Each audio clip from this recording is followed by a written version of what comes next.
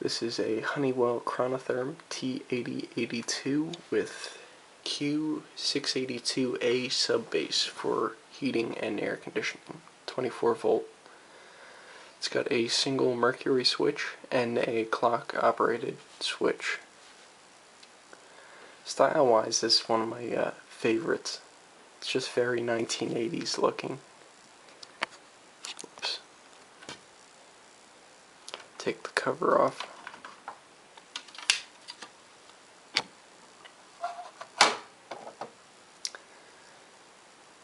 Show you the bottom. First I'll show you the sub base. You can see your jumper between RC and RH. It's pretty. The letters are pretty small on this. I'm not sure you're going to be able to see them. You got G. I'll just put them out down here. G, Y, RC, RH. And you can see how the switch works. It's got a little ball bearing that bounces between 3 contacts. This one's got like 3. That one only has 2, but you get the idea. And you got your contacts. So the back has a, you can't see it, but there's like metal contacts that run and control the electrical switching.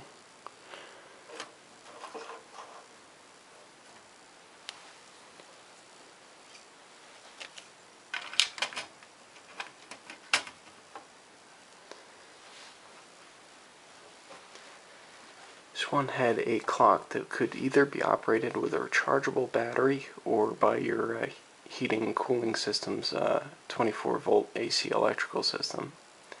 It relied on that system, but if there was a power outage, it would also use the battery as a backup to keep the clock running, so you didn't have to set it again.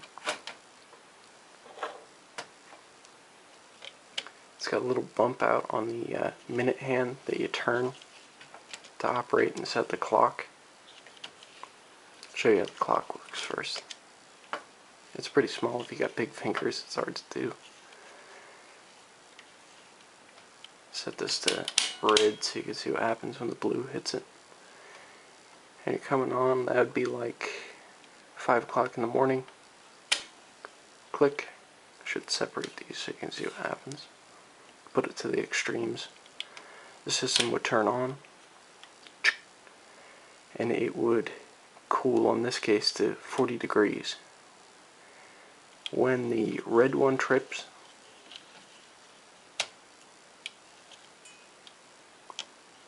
click, it would cool until it reaches, or it would stay off until it reached, in this case, 90 degrees, in which the system would turn back on to reasonable, you'd say about like 70 maybe.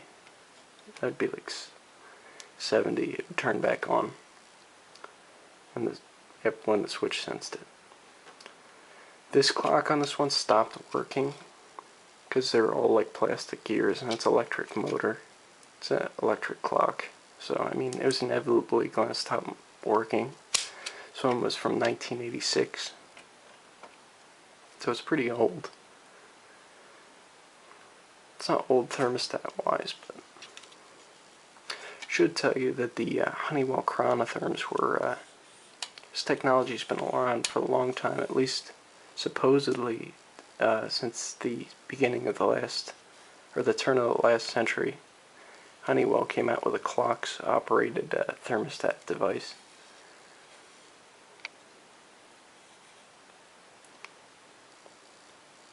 I love the Mercury switch, that's awesome. I'm not sure I'm going to be able to get it close up on the contacts, but there's 3 contacts for different things inside the switch. This one is also equipped with heat anticipation. This one has a line of copper wiring and a slider. It's set to the detent right now, as seen by this little bump out. It can be sent between, just need to check this out.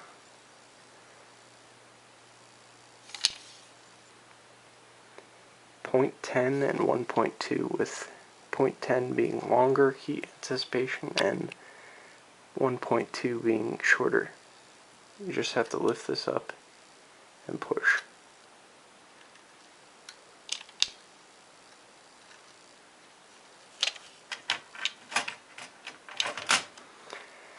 On the bottom, if I haven't showed this already, you have your controls: fan, automatic, and on. It's usually set to auto. Got cooling, off, and heating. And this is a manual. This push like slider thing is to manually operate the tip switch.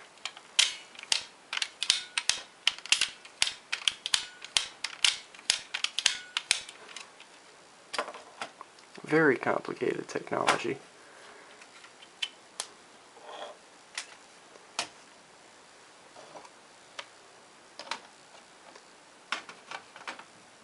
Show you the inside.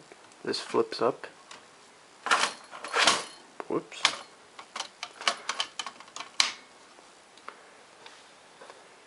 Right here would be those spaces just in case you don't want the clock to operate. The clock will run, and you can take the little pins out and put them into the appropriate spaces, just in case you didn't want to use that function.